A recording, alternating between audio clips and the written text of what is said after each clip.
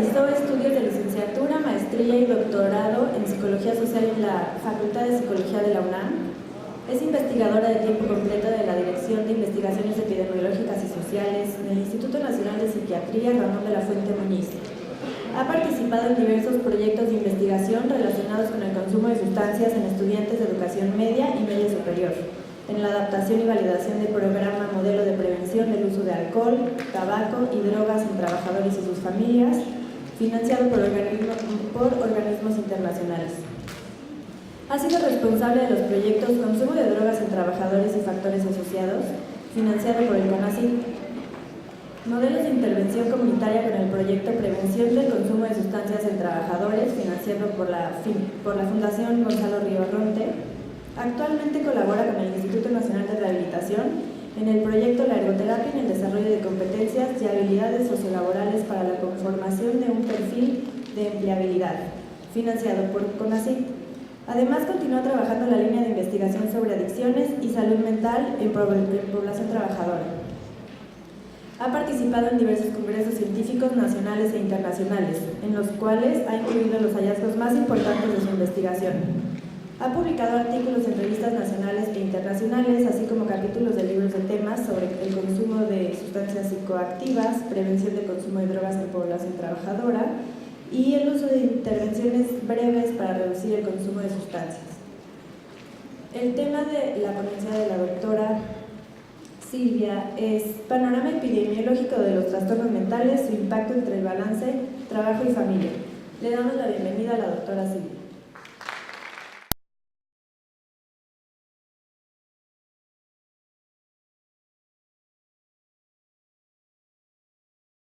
Muchas gracias por la invitación a todos los organizadores.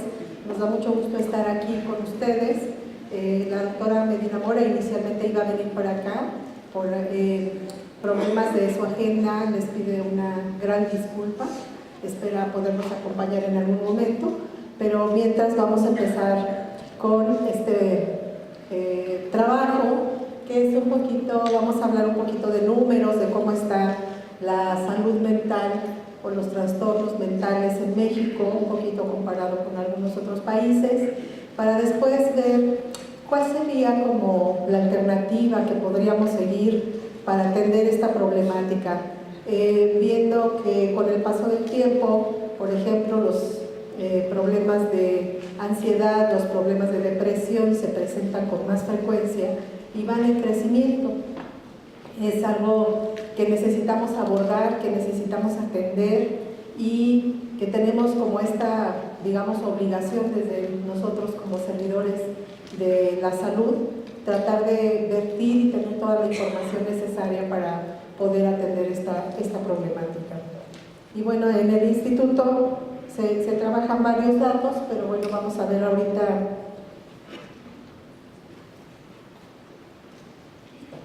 ¿por qué atender la enfermedad mental? La carga de la mala salud mental es muy alta, la carga por minusvalía, por ejemplo, afecta alrededor del 30% de la población en algún momento de su vida y son en su mayoría trastornos con buena respuesta a tratamiento, como el caso de la ansiedad y de la depresión. Personas que pueden estar teniendo una problemática grave, cuando son tratados pueden incorporarse nuevamente a llevar una vida normal en un lugar de trabajo, en una escuela, cuando esto es atendido a tiempo. Tiene un costo social elevado, contribuyen al desempleo, al ausentismo por enfermedad y a la pérdida de productividad en el trabajo, que eso es algo que ahorita nos tiene como en la vista. Las personas con enfermedades mentales severas mueren de 20 a 30 años más jóvenes, tienen tasas más altas de desempleo y son más pobres que la población general. O sea, los vamos a tener en desventaja social. Los costos directos e indirectos de la mala salud mental son muy altos y pueden llegar al 4% del Producto Interno Bruto, visto desde todos los países que pertenecemos a la OCDE.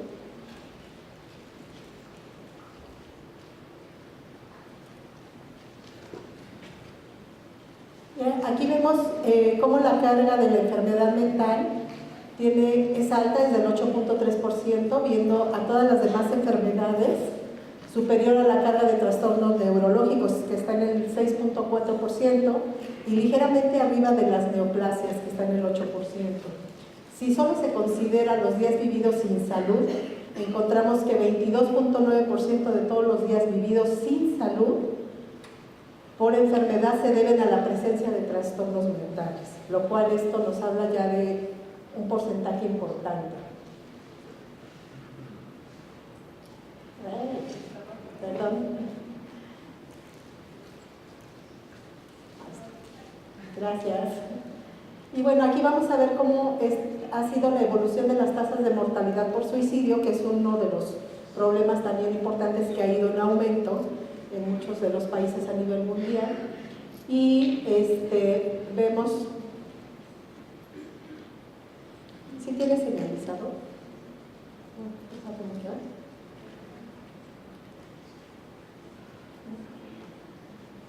Bueno, vemos por ejemplo el anterior.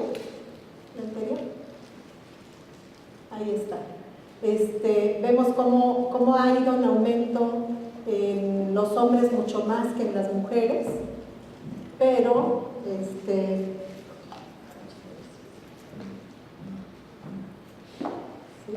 esta es la línea para los varones, es la más alta, este es el promedio, la razón, y las mujeres, el total. Y esto ha venido aumentando con el paso del tiempo y vemos que hay todavía más suicidios y bueno, dicen que lo que hemos visto es que las mujeres lo intentan más veces, pero realmente los varones son los que lo logran, son los que se suicidan más.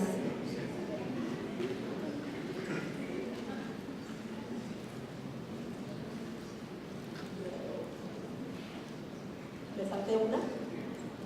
Aquí tenemos una comparación de la prevalencia anual de trastornos, en donde vamos a observar a México, abajo de Estados Unidos, Colombia y España, y por encima de Japón. Tenemos 9.2% de prevalencia de cualquier trastorno mental. Aquí está. Digamos que por encima de estos.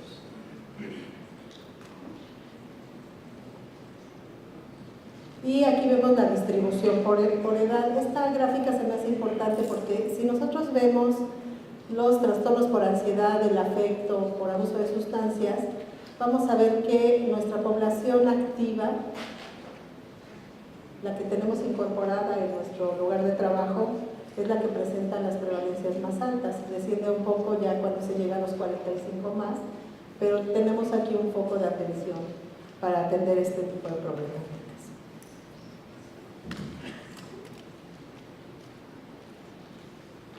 Y la prevalencia de la depresión en México es más elevada en las mujeres. Para esta prevalencia estamos hablando del último año con respecto de los hombres.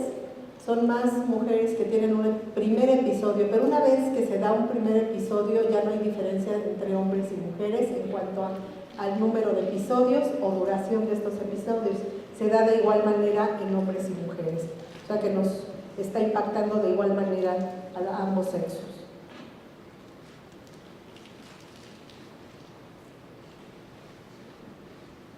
Aquí estamos viendo la prevalencia anual, que es en un estudio de seguimiento, donde lo que vamos a observar es que las nuevas generaciones tienen más problemas de salud mental.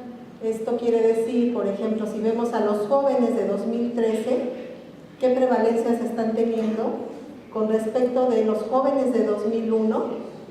¿No? Tenemos prevalencias más altas.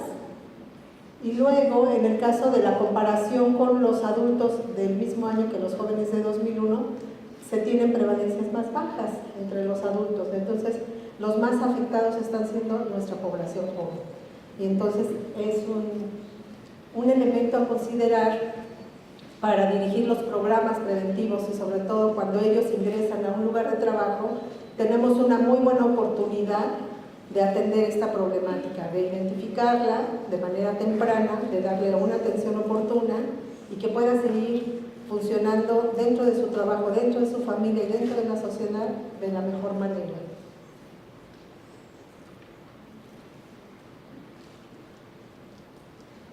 Aquí vemos que la relación entre la gravedad del trastorno mental y la pobreza, vamos a ver que en niveles más bajos se nos duplica, casi se triplica el nivel de riesgo de tener algún trastorno grave cuando se tienen tanta desventaja social, ¿no? Cuando tenemos estos problemas estructurales donde hay más pobreza entre las personas. Vamos a tener más riesgos y esta es una ¿cómo se llama? Relación significativa que es a considerar, pues.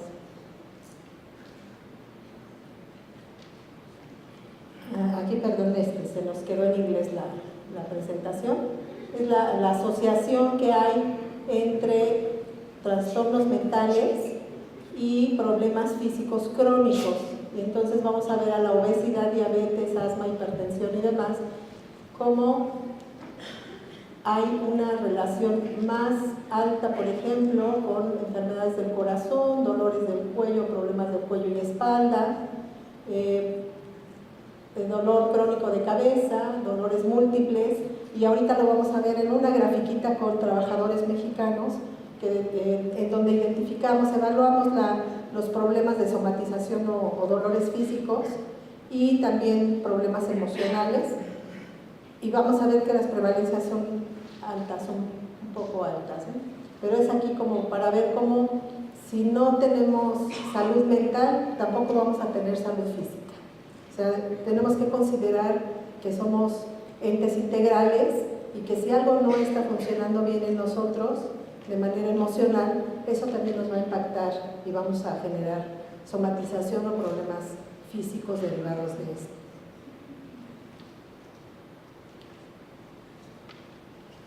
Y bueno, aquí vemos la probabilidad de discapacidad, viendo la condición física, la condición mental, ambas y la sinergia. Esto quiere decir que vamos a ver cómo en esta es un efecto como acumulativo cuando se presentan las dos. Sinergia se refiere a estas consecuencias aumentadas de la condición tanto física como mental y que son en su momento más discapacitantes para las personas, para poder vivir en sociedad y desempeñar un trabajo. Y eso es lo que nos va a afectar mucho. Vamos a ver, por ejemplo, aquí también el problema de ambas para diabetes, en la enfermedad respiratoria, y bueno, una de las más altas que es el dolor en la parte baja de la espalda, que eso es algo que deberíamos considerar y que de repente la gente se acostumbra a decir, pues es normal, ya siempre me duele la parte baja de la espalda. Y esto puede estar asociado con lo que comentaban anteriormente, con un estrés extremo. O sea, si tenemos estrés, lo vamos a manifestar de alguna manera. Si no tenemos las herramientas para aprender a relajarnos, para poder enfrentar, para a lo mejor adquirir las habilidades que se requieren para desempeñar el puesto. Recuerden que podemos tener sobrecarga de trabajo objetiva o subjetiva. La objetiva, que sí realmente tenemos mucho trabajo, mucho más allá del que podemos desplazar en nuestro turno de trabajo, y la subjetiva, que a lo mejor nos falta habilidades para poder desempeñar este trabajo. No tenemos a lo mejor todo lo necesario, entonces hay que identificar qué nos falta, qué me está haciendo falta para poder desempeñar este trabajo que implica el perfil que yo estoy cubriendo de ese puesto de trabajo. Entonces esa parte es como muy importante. Si nosotros tenemos esos elementos, podemos aprender a manejar el estrés.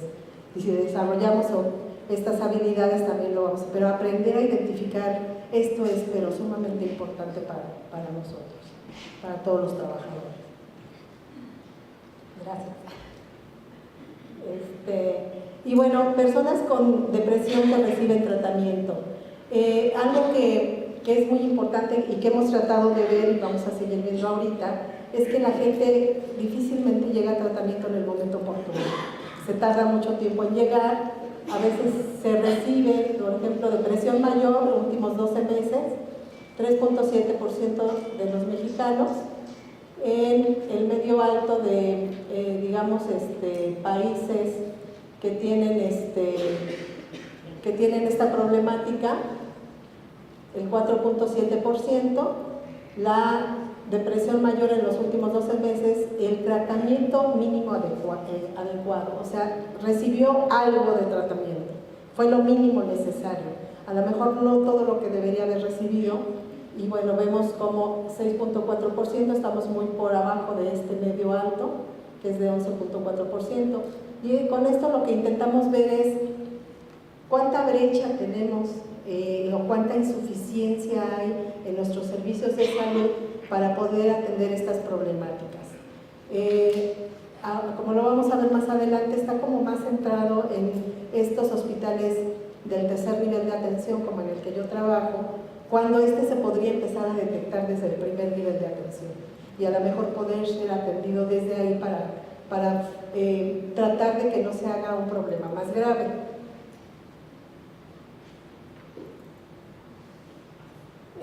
Aquí vemos, por ejemplo, el retraso en la búsqueda de atención, la media de años entre inicio del problema y contacto con tratamiento en la problemática de trastornos del afecto. Y en México el tratamiento se proporciona en centros especializados o de tercer nivel, lo ideal sería desde el primer nivel de atención. Y vamos a ver que en México nos tardamos hasta 14 años en buscar tratamiento, y eso lo que hace es que llegamos más deteriorados, ¿no? Ya perdimos a lo mejor el trabajo, ya tenemos nuestra sintomatología más grave y se requiere de un tratamiento más largo o periodos de estancia hospitalizados para poder recuperarnos de este problema. Son muchos más años que lo que vemos, por ejemplo, en los otros países. Y bueno, existe el riesgo de que aumente, esta es la asociación entre diversidad y clases de patología. Aquí tenemos trastornos del ánimo, ansiedad, consumo de sustancias, trastornos de la conducta. Y cuando existe disfunción familiar, por ejemplo, la enfermedad mental parental, pues vamos a tener más riesgo de tener problemas de ánimo.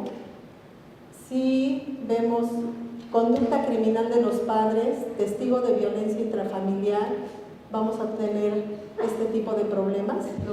6 veces nos aumenta el riesgo para consumir sustancias, casi 3 veces el testigo de ser de violencia intrafamiliar, y para trastornos de conducta, mientras que maltrato como abuso físico, negligencia o abandono, abuso sexual, también van a tener este incremento de riesgo para tener estos problemas mentales. ¿Esto a qué nos lleva?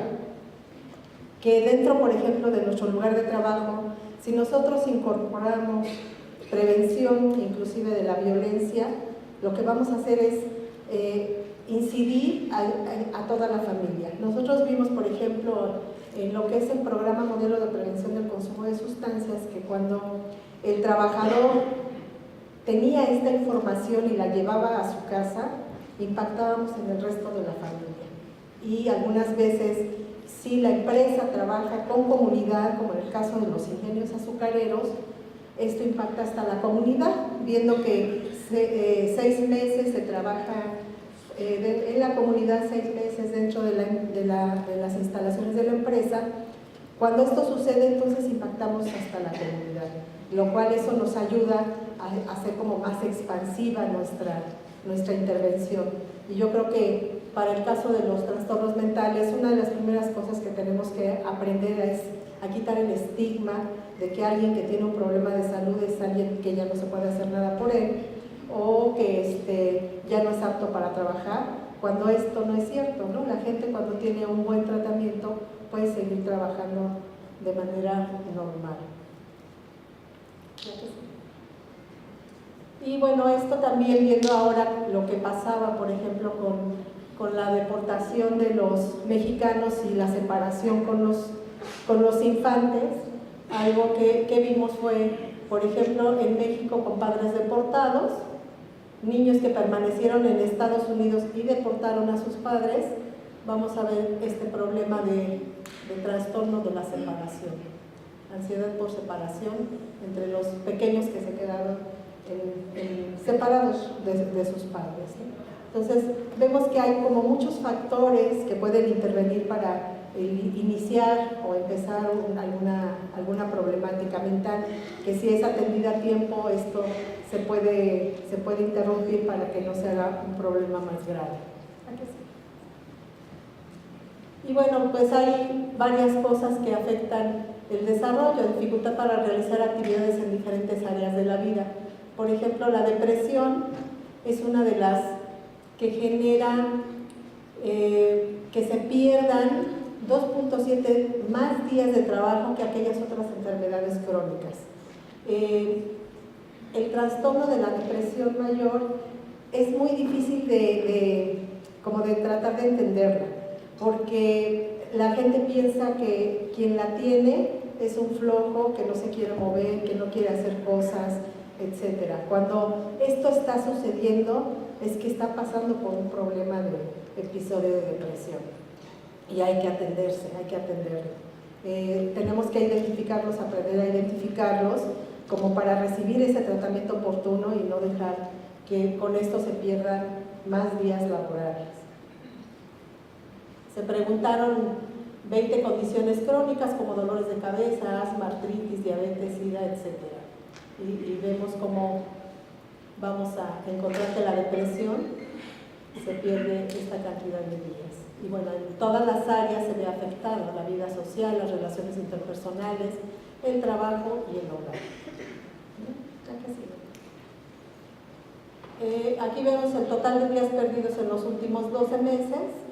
Vemos que la depresión mayor vuelve a ocupar el primer lugar, trastorno de pánico, agorafobia, sin pánico, fobia social, manía, ansiedad generalizada, estrés postraumático, distimia.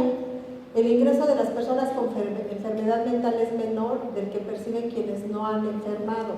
Las personas con enfermos mentales graves, los límites tienen una reducción de 33% de sus ingresos. El 27% se debe a la baja probabilidad de que una persona con enfermedad mental tenga empleo. Si vemos cuando en algún lugar de trabajo se detecta que alguien empieza a tener alguna problemática, lo primero que va a pasar es que lo van a despedir, porque bueno, dentro del contexto laboral, si la persona no está siendo productiva, está afectando a lo que es el desarrollo de la empresa. Pero una de las cosas que veíamos es que algo que es bien importante, si es un buen trabajador que tiene o tiene una muy buena productividad, si recibe el tratamiento adecuado que debe recibir tanto farmacológico como psicoterapéutico, va a seguir teniendo el mismo nivel de productividad. Cuando lo despedimos y contratamos a alguien más, tenemos que considerar el tiempo que se va a tardar en capacitarse para volver a alcanzar el mismo nivel de productividad que este trabajador que despedimos. Si eso lo traducimos en pesos y centavos, se van a dar cuenta que es una pérdida muy importante. Difícilmente lo hacen porque como que cuesta trabajo pensar en todo ese tiempo que se requiere de capacitación y de experiencia del nuevo trabajador para que alcance el mismo nivel de productividad que no. Entonces, vale mucho la pena recuperar a los trabajadores. A nivel de la sociedad, la reducción es de 0.3% de todos los ingresos, en México de 0.1%. Las personas con trastornos mentales graves pueden tener trabajos productivos, con entrenamiento vocacional y adecuación de los trabajos a las características de esta población. Es decir, si tenemos a alguien que tiene un problema de ansiedad, lo importante, y yo creo que eso lo hemos visto en las empresas, es identificar cuáles son las aptitudes que tiene un trabajador para el desempeño de un trabajo. Si vemos que no nos está funcionando en algún área en específico, pero que tiene muchas habilidades y lo podemos colocar en otro lado donde tiene un muy buen nivel de productividad, eso es identificar las fortalezas que tiene un trabajador y aprovecharlas en beneficio de la productividad de la empresa. Lo mismo sucede aquí. Hay personas que a lo mejor no pueden manejar ciertos niveles de ansiedad, ciertos niveles de estrés, pero en otras condiciones son bastante buenos y ahí es donde nos toca ver, a ver qué perfil tenemos y qué perfil tenemos, qué perfil de personal y qué perfil de puesto tenemos. De tal manera que tengamos a las mejores personas en los lugares donde van a ser muy buenos. Y creo que eso es algo que nos toca ver, ¿no? y que nos toca dar en esta parte del entrenamiento vocacional. Que las empresas y que nosotros también y que las mismas personas puedan identificar dónde pueden estar mejor. Estos son unos datos de una empresa gastronómica. a los cuales le preguntamos sobre síntomas físicos y consumo de drogas. Cuando hay consumo de drogas, quienes no tienen consumo de drogas presentan menos dolores musculares, menos debilidad en alguna parte del cuerpo, etc. El porcentaje de consumidores de drogas ha presentado 4 veces más síntomas de malestares emocionales. O sea que también es un tema que nos toca ver, ¿no? ¿Qué podemos hacer también para prevenir? Si pensamos, por ejemplo, que a partir de los 18 años la mayoría de los jóvenes se incorporan al lugar de trabajo, si nosotros tenemos un programa integral para prevenir adicciones, también vamos a prevenir problemas de salud mental. Recuerden que los problemas de depresión van muy ligados, casi van de la mano, con consumo de alcohol y con consumo de sustancias, de otras sustancias.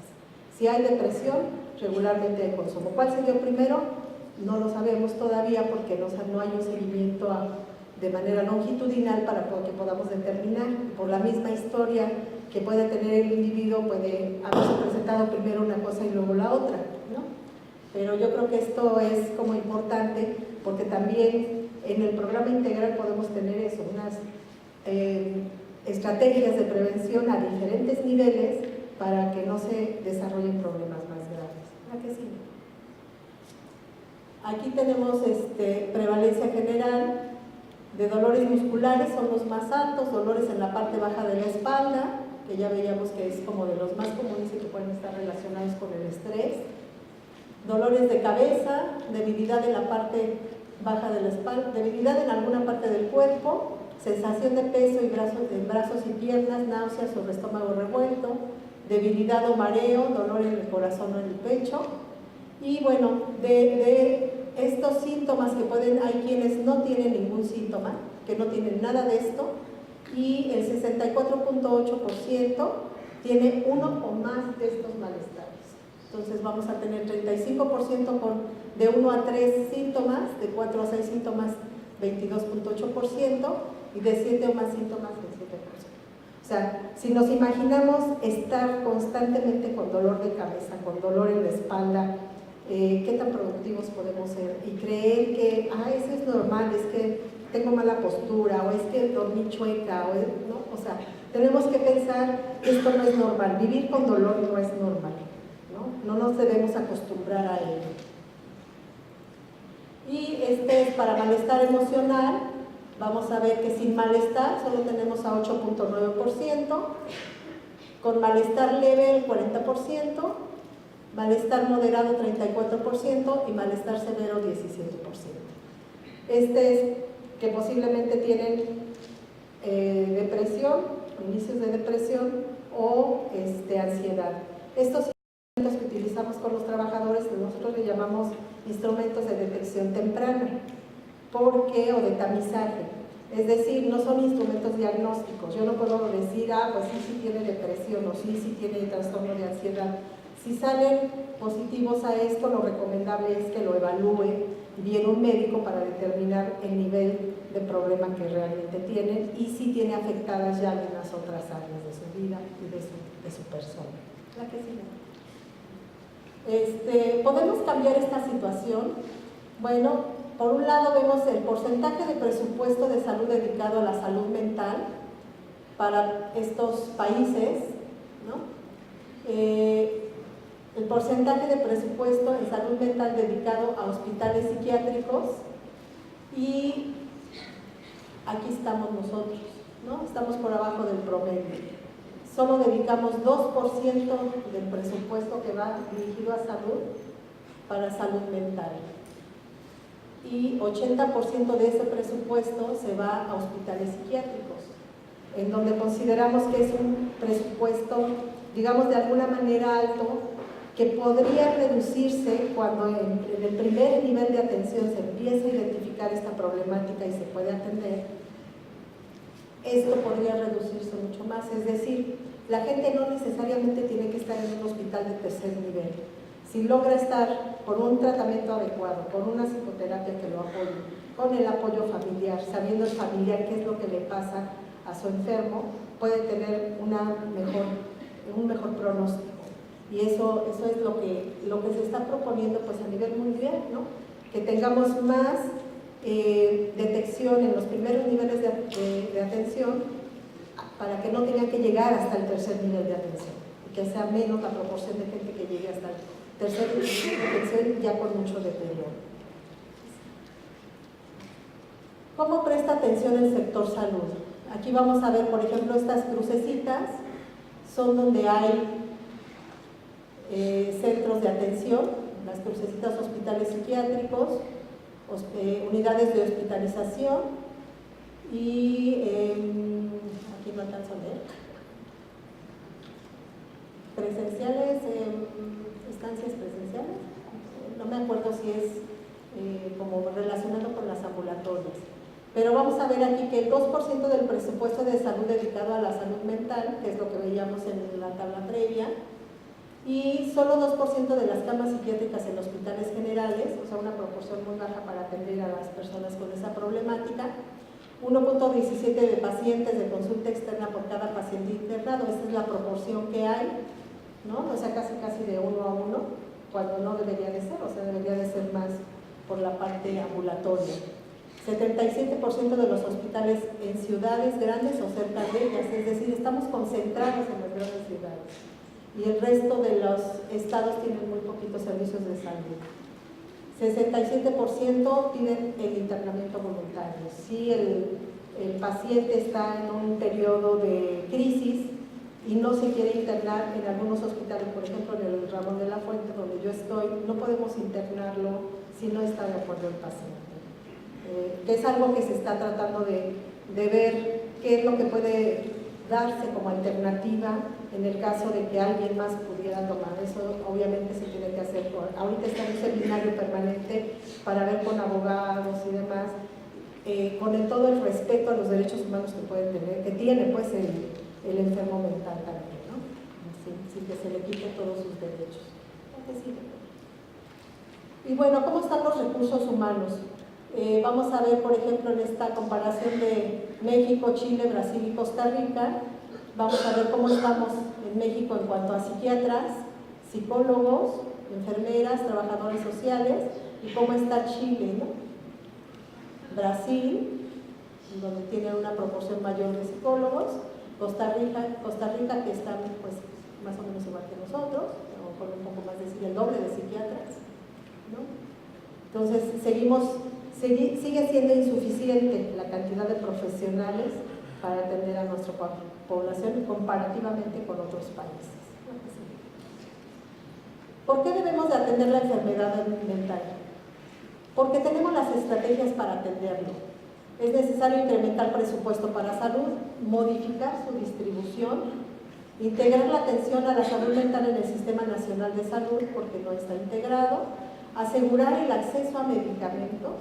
Si recordamos, los medicamentos que se le prescriben a una persona con enfermedad mental son medicamentos muy caros. Y entonces abandonan el tratamiento porque entran como en un círculo de pobreza en el cual ni siquiera pueden comprar el medicamento. Si ya se quedaron sin trabajo, entonces ¿cómo compran el medicamento y cómo se mantienen estables, ¿no? Se vuelve ahí un círculo de pobreza muy difícil de romper. Obviamente se requieren plazas de equipos de salud mental en el primer nivel. O sea, ustedes no sé como cuánta gente tiene que atienda la salud mental, ¿no? Dentro de las empresas, cuánta gente hay que pueda hacer una detección oportuna, un consejo sencillo, una intervención breve para atender esta problemática, ¿no? Tener esa preparación. Y en el primer nivel y en hospitales generales, con la capacitación de las guías que propone la OMS, y la desinstitucionalización de enfermos, es decir, muchos de los enfermos mentales no necesitan estar internados en un hospital. Con un buen tratamiento farmacológico y un buen tratamiento psicoterapéutico se pueden incorporar a una vida normal. Y reforzar el sistema de información para desestigmatizar la problemática de salud mental. Y bueno, aquí tenemos las herramientas necesarias. Aquí estamos viendo como en el primer nivel, que es el autocuidado y manejo de casos, que tiene que ver como con todas estas recomendaciones que dan, incluso que nos damos inclusive o que damos a las personas que tienen una enfermedad crónica. Lo mismo para cuidar la salud emocional, actividad física, entrenamiento de relajación, educación sobre los primeros síntomas y su manejo en el caso de las enfermedades mentales. Terapia psicológica basada en web, por ejemplo, es una buena herramienta. Teléfonos inteligentes para la depresión y los trastornos de ansiedad. Ya se han probado algunos y funcionan muy bien. Esta parte, en el primer nivel de atención, el diagnóstico y tratamiento de la depresión y los trastornos de ansiedad. A la atención continua a la esquizofrenia, al trastorno bipolar, que son como un poco los de más gravedad y difíciles cuando ya se da el brote. Detección y búsqueda psicoactiva de casos de psicosis, trastorno de ansiedad y depresión. Y en el hospital de primer nivel, diagnóstico y tratamiento de la psicosis aguda, manejo de la depresión materna severa, manejo de la depresión y los trastornos de ansiedad en madres, personas con VIH y personas con otras enfermedades no transmisibles. La atención especializada para cuando se presenta ya la depresión severa o refractaria. Tratamiento de psicosis refractaria con este medicamento, clozapina.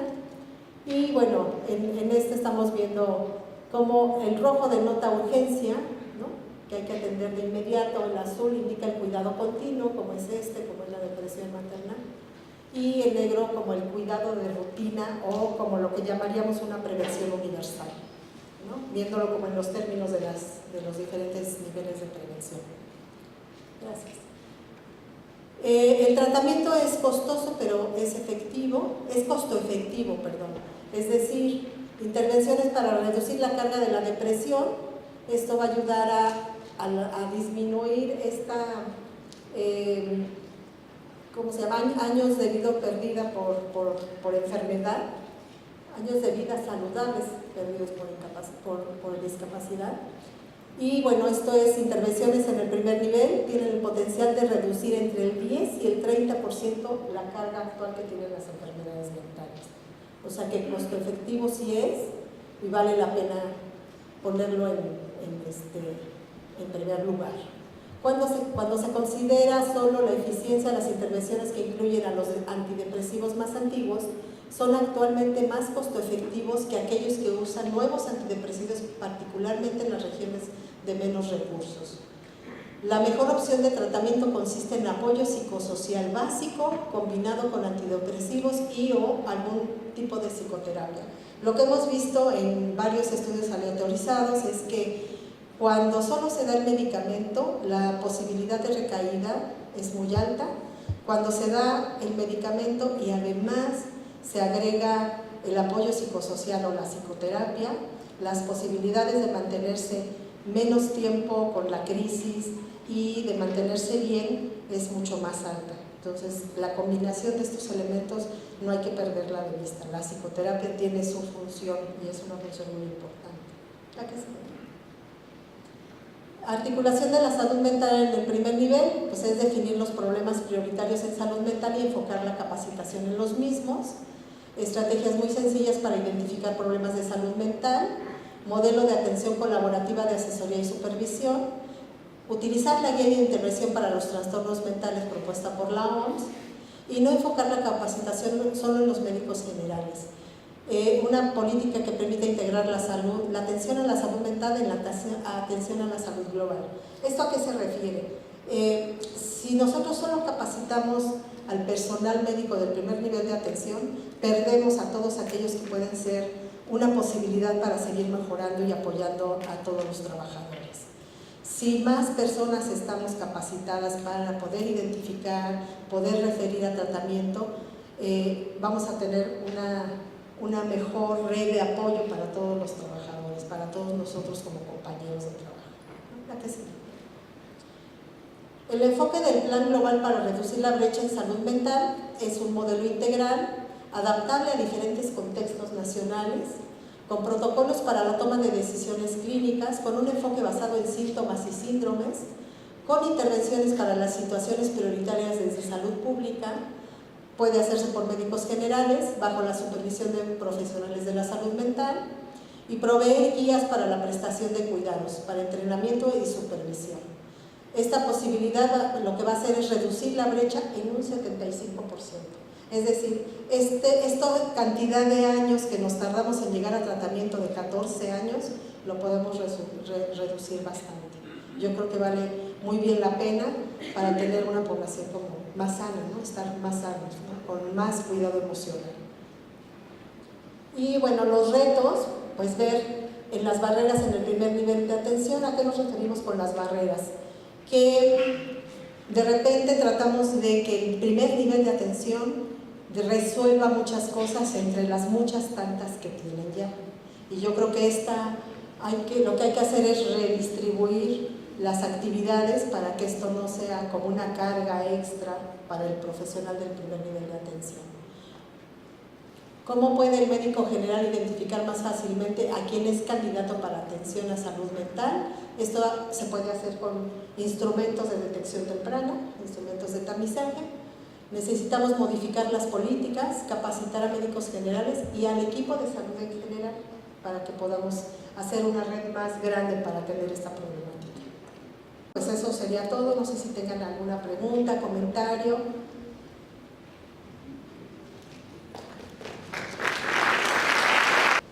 Muchas gracias, doctora Silvia.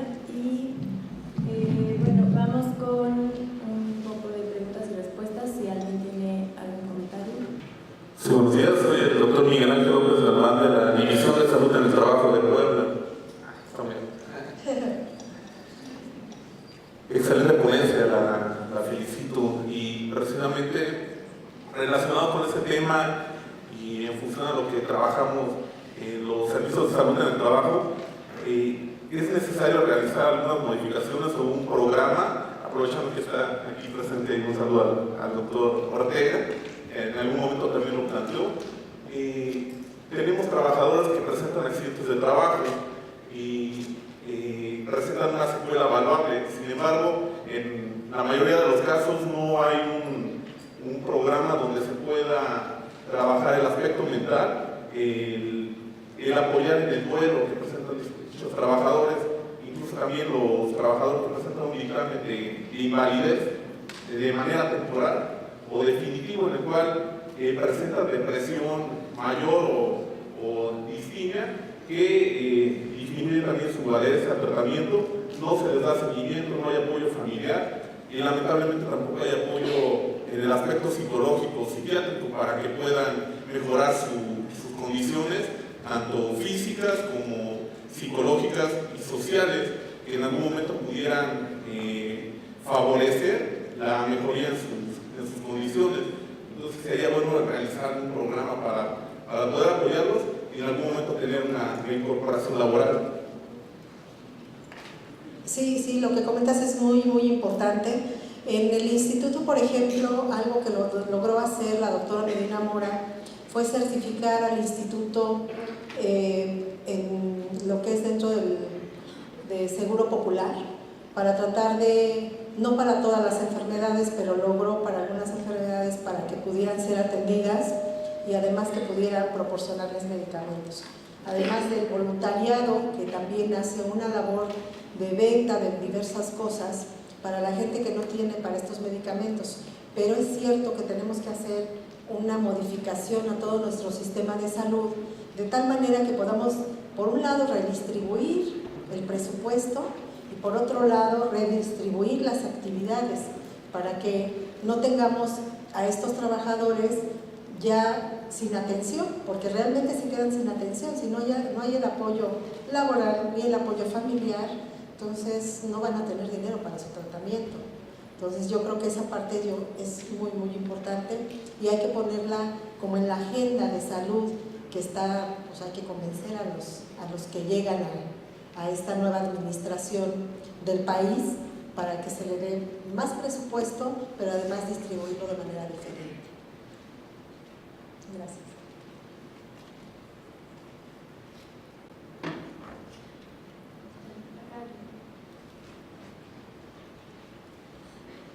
Buenas tardes, Mario Espinosa, vengo de Hermosillo, Sonora, y tengo una pregunta en específico. No sé si le corresponde a usted responder, doctora, pero creo que sí es quizás un momento pertinente para plantearla. Hay atención y por contacto que he tenido, por ejemplo, con personal de áreas de recursos humanos, una preocupación sobre cómo va a ser el mecanismo de atención, lo que se decía ahorita, para el personal que se haya diagnosticado con alguna de estas condiciones. Sobre todo porque, como usted lo mencionaba en su presentación, existe una deficiencia de especialistas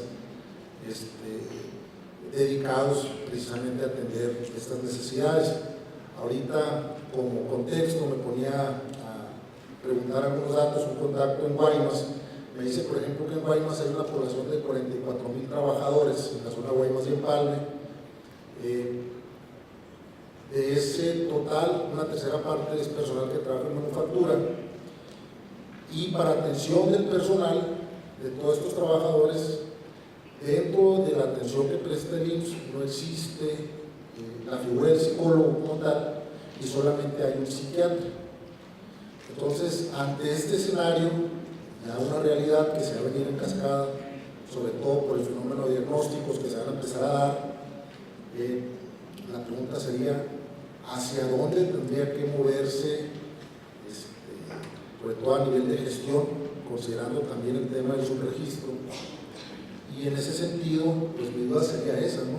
¿Qué es lo que se va a hacer en términos de claridad? Porque por parte de las empresas existe como que una condicionante, ¿no?, en términos de congruencia. ¿Qué se va a hacer por parte del instituto para poder atender a estos trabajadores?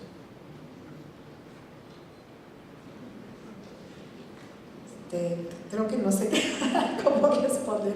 ¿Qué podría hacer el instituto?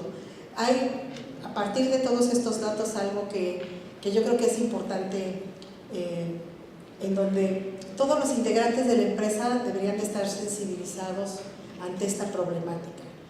¿Por qué? Porque dentro del lugar de trabajo sí hay a veces médicos, enfermeras, psicólogos, los cuales pueden ser capacitados para poder empezar a dar hacer una detección oportuna y hacer una intervención previa. O sea, para eso sí nos alcanza y no requiere de una inversión así como que hay que echar la empresa por la ventana.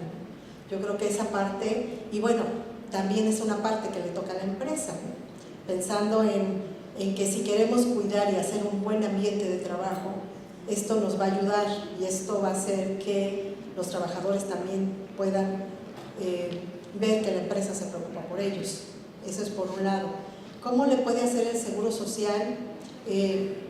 Realmente creo que tiene que ver con toda nuestra estructura de salud, en donde están descobijados a lo mejor con esta parte de apoyo psicosocial, que en algún momento se debe cubrir, no sé bien ahorita, pero por ejemplo dentro de las instituciones de educación superior hay centros de atención a donde podemos también recurrir o dar ese apoyo a costos muy bajos o a veces sin costo. Los institutos como en el que estoy hacen un estudio socioeconómico y realmente se vuelve muy accesible el tratamiento. Y bueno, yo creo que sí se tiene que modificar todo el sistema para poder lograr llenar esos huecos que ustedes están detectando, ¿no? Hasta les hacen falta más psicólogos para poder dar esta parte psicoterapéutica o de apoyo a los trabajadores que a lo mejor ya están con un tratamiento farmacológico, pero que sí se requiere de este otro apoyo. No sé si alguien de ellos pueda dar mejor respuesta. Teníamos por acá también.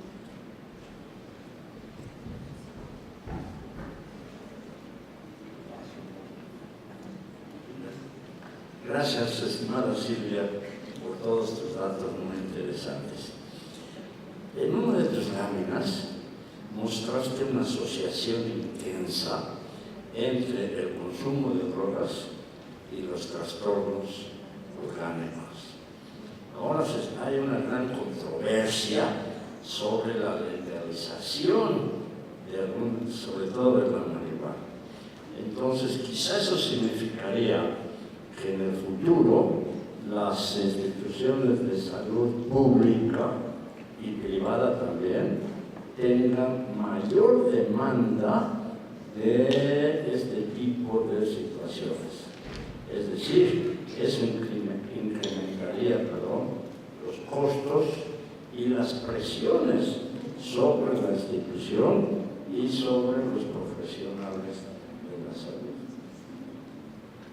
Sí, gracias, doctor. Sí, efectivamente, si recordamos, bueno, a lo mejor no todos tenemos los datos, pero las dos drogas legales que existen, el tabaco y el alcohol, son las que ocasionan muchos de los problemas sociales, accidentes y de salud que tenemos. Están muy asociados a los cánceres que están apareciendo y que se han incrementado. Y esto no quiere decir que porque esté legalizada no hace daño, son drogas y nos hacen daño. Y esto va a aumentar más. Si incorporamos la marihuana, al parecer el panorama tanto nacional como internacional es que se va a despenalizar, digamos. A lo mejor no legalizar, pero se va a despenalizar. Y esto implica que sí hay identificadas consecuencias con el uso de marihuana, por supuesto, al igual que los hay con el tabaco, al igual que los hay con el alcohol. Y bueno, lo que nos toca mucho es hacer este trabajo de prevención, de que la gente sea consciente, sepa qué consecuencias tiene el uso de estas sustancias y que a lo mejor pueden no estarlas reconociendo. Por ejemplo, el consumo de marihuana, lo primero que afecta son las funciones superiores. ¿Esto qué quiere decir?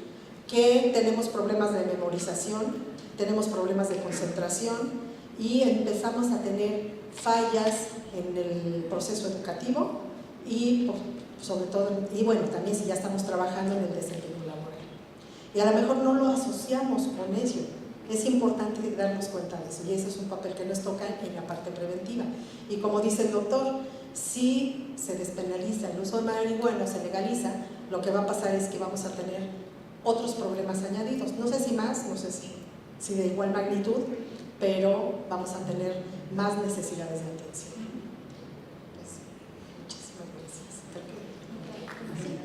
Una más.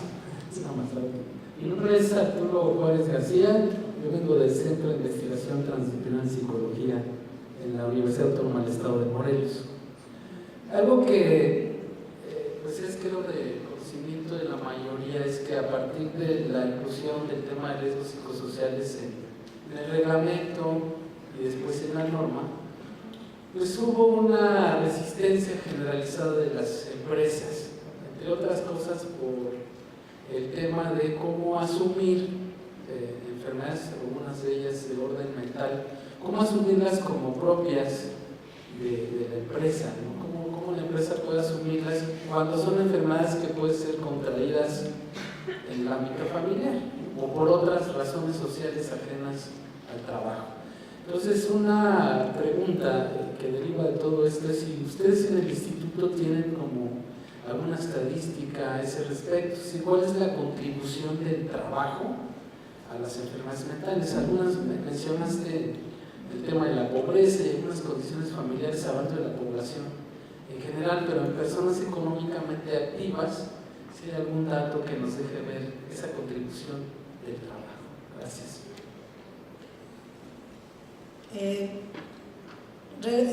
Del trabajo que yo he realizado, por ejemplo, con algunas empresas, lo que de hecho el doctor Arias revisó mi tesis de doctorado, en donde algo de lo que vimos como importante es, por un lado, el clima organizacional, la satisfacción laboral como componentes del lugar de trabajo, que son una parte muy importante para generar estrés, como una parte mediadora y con ello para generar problemas y accidentes laborales. Es una relación súper estrecha, aunque también tenemos, por ejemplo, el consumo de alcohol, que es uno de los temas que yo manejo, y los problemas familiares. Pero lo que es el ámbito laboral también tiene su participación y aumenta el riesgo para presentar estrés y para presentar problemas laborales y accidentes laborales.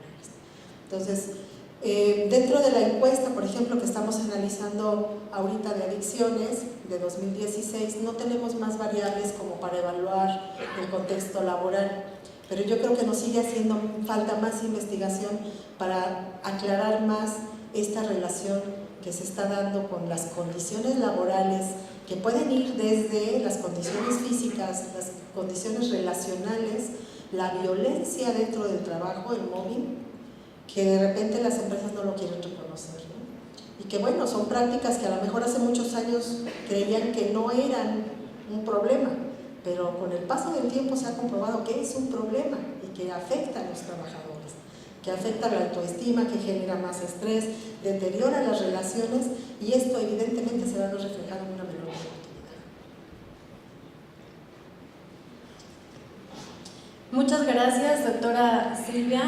Le damos un aplauso, agradecemos muchísimo su presencia.